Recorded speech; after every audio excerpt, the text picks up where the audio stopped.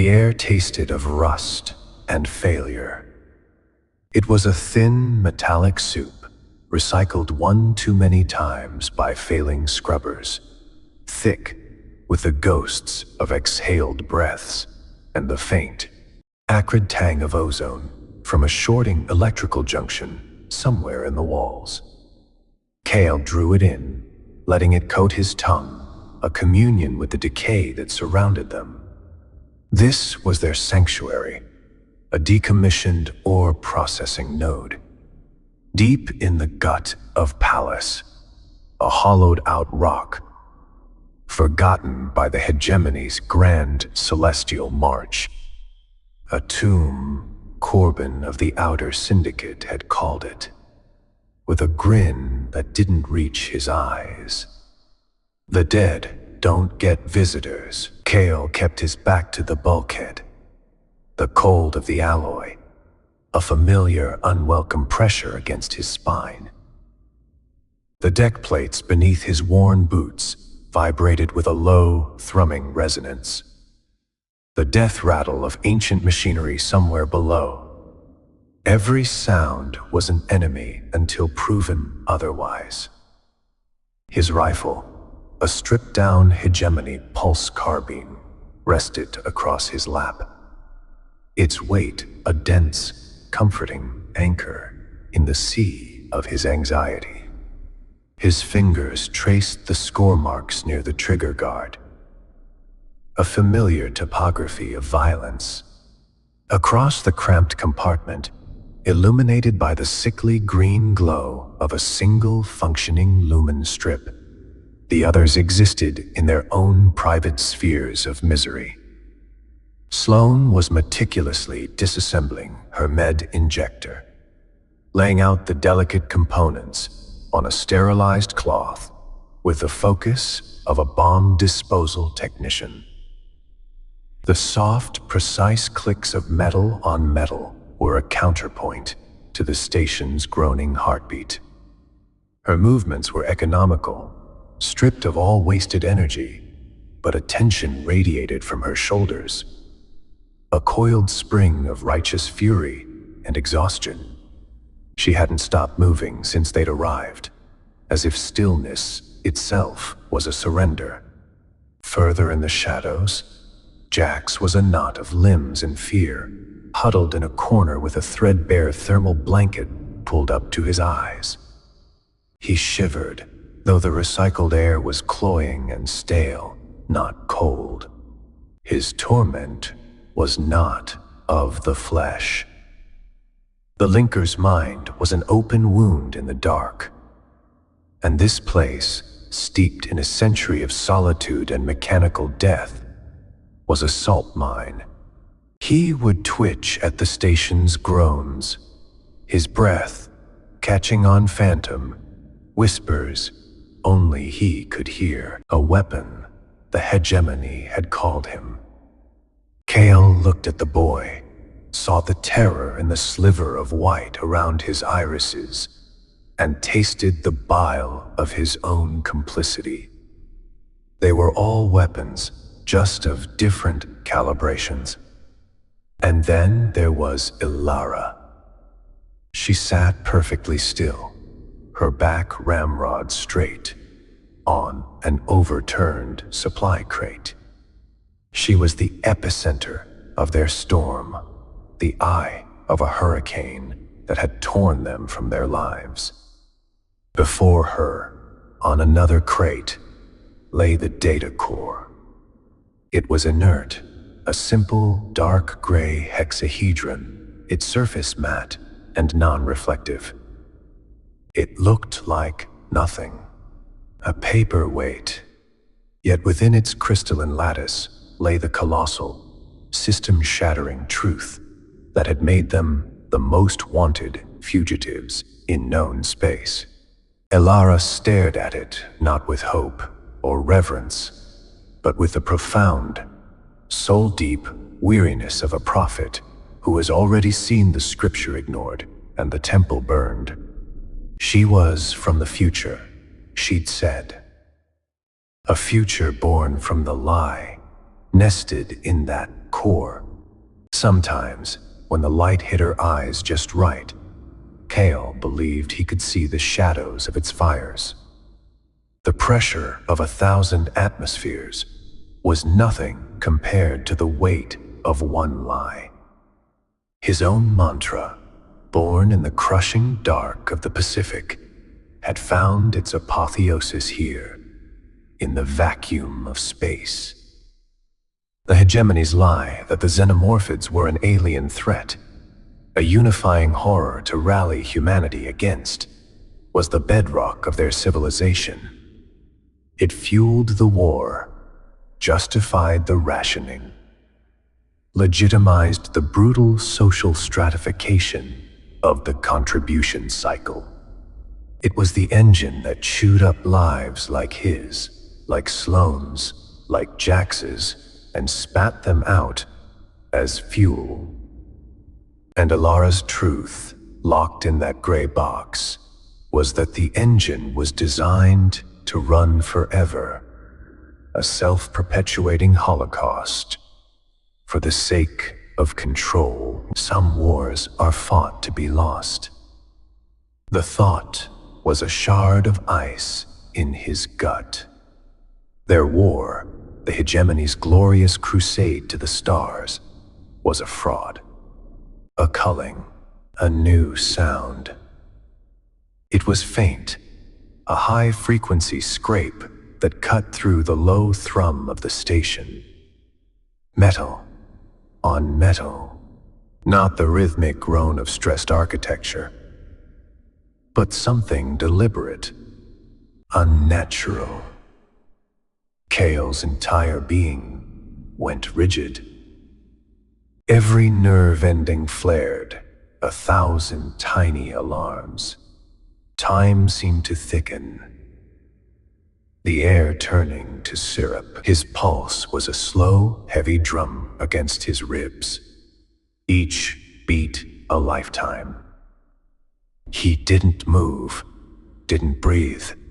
His eyes, already adjusted to the gloom, scanned the shadows that clung to the far end of the compartment, where the corridor led deeper into the station's dead heart. Sloane's hands had frozen over her med injector. Her head lifted, her gaze locking with his across the space.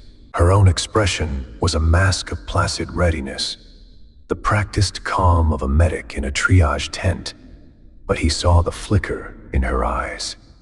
She had heard it too.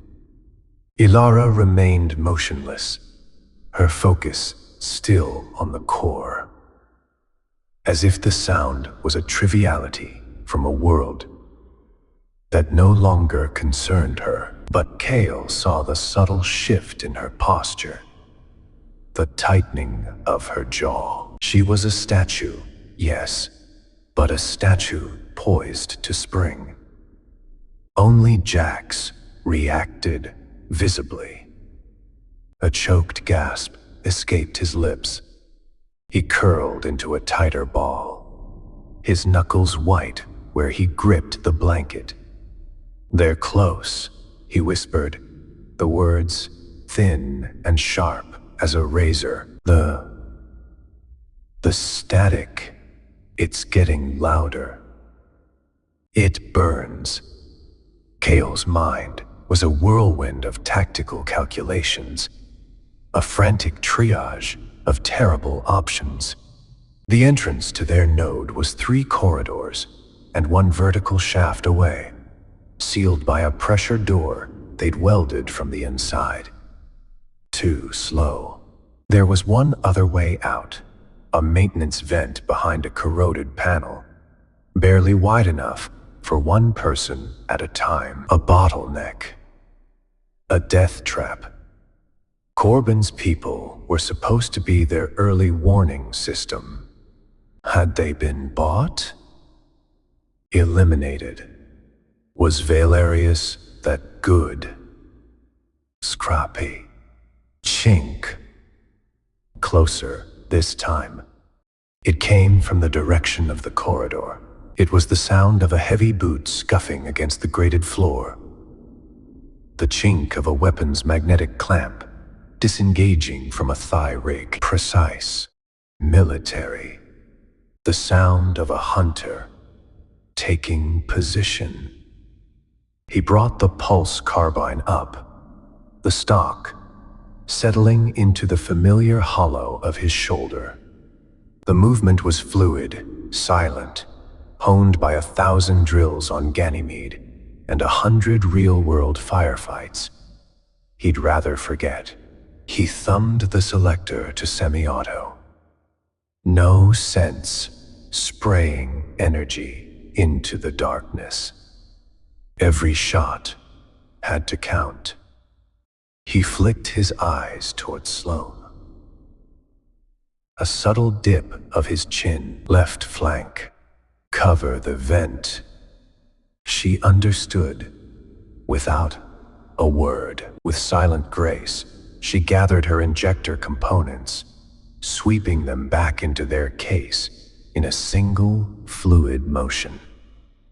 She drew her own sidearm, a compact kinetic pistol, and moved like a shadow to the wall, where the maintenance vent was hidden. Her back pressed against the cold metal. She became part of the gloom, a sentinel guarding their only sliver of hope. "Kael," Jax whimpered, his voice trembling. It's not right. The feeling, it's cold. Colder than before. "Stay down, Jax," Kael breathed, his own voice a low rasp. His focus was absolute. His entire world compressed into the narrow, dark maw of the corridor ahead. Every dust mote dancing in the green lumen light was a potential tell. Every drip of condensation from a ceiling pipe was a distraction to be cataloged and dismissed. He tasted copper in his mouth, the metallic tang of adrenaline. The silence that followed stretched into an eternity. The station's hum seemed to fade away, leaving only the frantic drumming of blood. In his ears, he could feel the grit of the deck through the soles of his boots, the rough texture of the carbine's grip in his palm, the slight tremor in his own muscles, strained with tension. This was the moment before contact, the most terrifying and purest state of being a soldier knew. The world held its breath. He strained his ears, listening for the telltale signs of a breaching team. The soft hiss of hydraulics from a cutting torch. The low-frequency hum of a grav sled.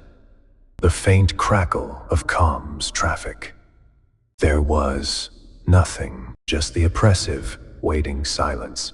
It was wrong. A standard Hegemony assault team would be fast, brutal, overwhelming. They would blow the door and flood the room with gas and plasma before they could even blink. This quiet, this creeping patience, this was something else. This was Valerius. The commander didn't just hunt, he dissected.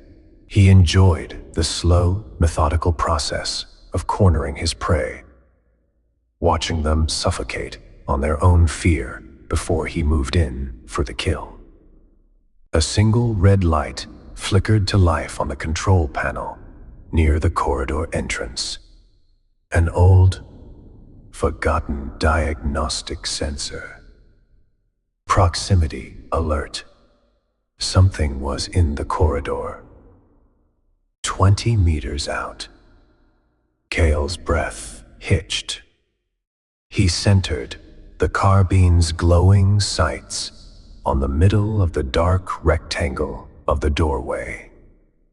He let out half a breath and held it, his trigger finger resting lightly on the cold metal. His training screamed at him, a litany of combat protocols. Anticipate the flashbang. fire center mass. Do not hesitate. Hesitation is death. But his gut, the part of him that had survived the abyss and the Hegemony's grinder, told him something was still off. Then came the voice. It wasn't a voice, not really. It was a sound that wore the shape of a voice, a transmission warped by interference and distance. It crackled through the station's ancient dying comms system, a ghost in the machine. Voss. Kael Voss.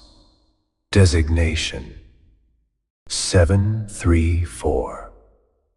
Recycled. Kael froze. The blood in his veins turned to ice water. It was Valerius's voice, but distorted, layered with static, as if broadcast from the other side of hell. How? The comms were dead. They had made sure of it. Sloane shot him a look of pure shock, her knuckles white around the grip of her pistol. We know you are in there. The spectral voice continued, echoing unnaturally in the small space. The asset, Elara. The linker. The medic. A broken collection of failures. The hegemony is merciful. Surrender the core. Surrender the asset. You will be reprocessed. A painless contribution. Every word was a psychological barb, designed to splinter their resolve. He called them failures. He offered the Hegemony's brand of mercy, a sanitized word for vivisection and reprogramming. It was a classic tactic. Break their morale before breaking their bodies. But the delivery system was impossible. He is not on the comms, Jax whispered, his eyes wide with a unique psychic terror. He is in the walls. In the system. He is using the station's network. The old network.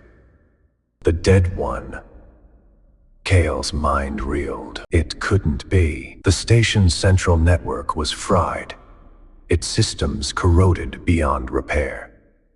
It would take a master slicer weeks to get even a flicker of life out of it. Valerius was an officer, a bulldog, not a tech ghost. The red proximity light blinked. 10 meters. Your past follows you, Voss.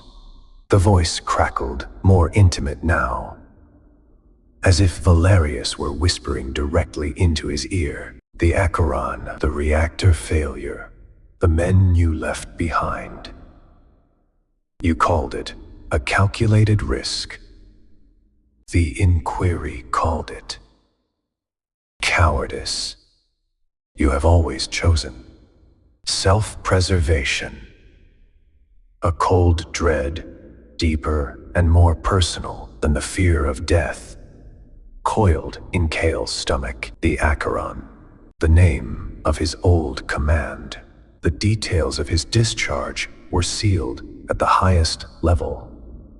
No one, not even the officers on Ganymede, knew the specifics.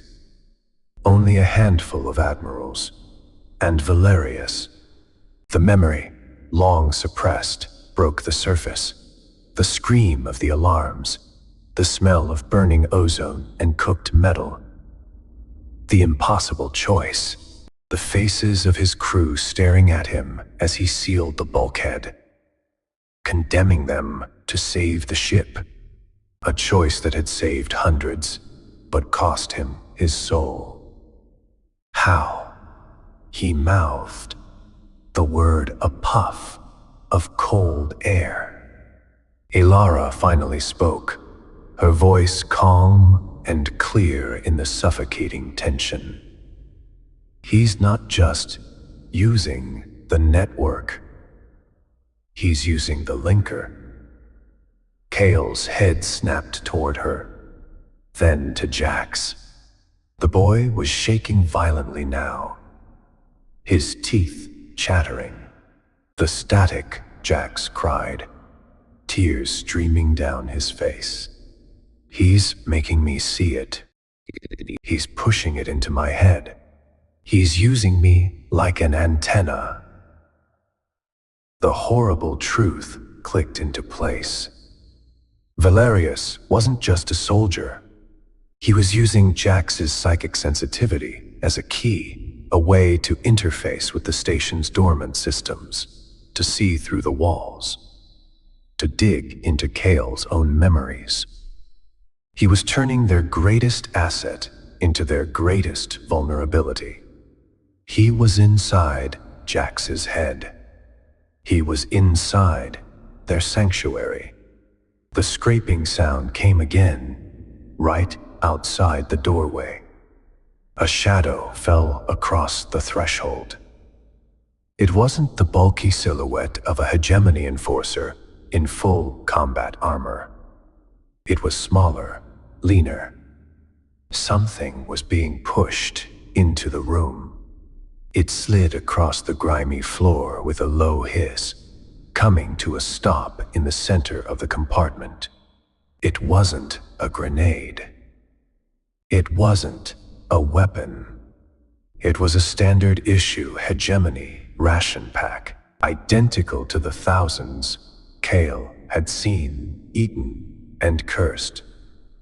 You must be hungry, the voice whispered from the walls, laced with a chilling, predatory amusement. Eat. Replenish your strength. The hunt is not over. The gesture was one of utter contempt. It was a message. I am not here to kill you yet. I am here to watch you break. I can touch you whenever I want. I can feed you. I can starve you. You are no longer soldiers in a war. You are specimens in a jar, and I am the one holding it. Kael stared at the ration pack, a simple silver packet in the gloom. The smell of rust and ozone was suddenly replaced by the phantom scent of the nutrient paste within bland. Chemical. The very taste of servitude. In that moment, the vast impersonal cruelty of the Hegemony became the focused, intimate sadism of one man. Valerius wasn't just following orders. He was enjoying this. And the true battle, Kael realized with a certainty that chilled him to the bone, had only just begun. It wouldn't be a fight for survival. It would be a fight for sanity.